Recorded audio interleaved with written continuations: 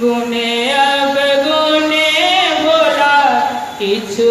ने बुझला गुने अब गुने भोला किछु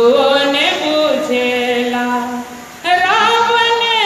रखलनी नाम गे माई रावणी रखलनी राम जो हम जनिता। अब अंत में विद्यापति जी कहे छथिन विद्यापति कवि सुनहु सुमति मति विद्यापति कवि सुनहु सुमति मति कल जोई बिनहु महेश के माई कल जोई बिनहु महेश गुने अब गुने शिव मन ही राखती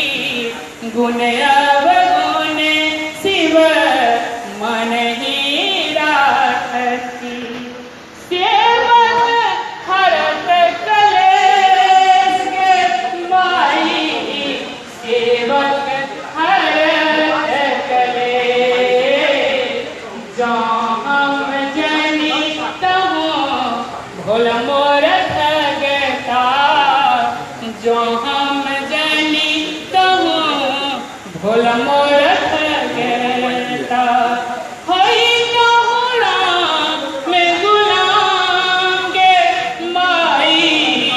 होई तोहरा में गुलाम गे माई होई तोहरा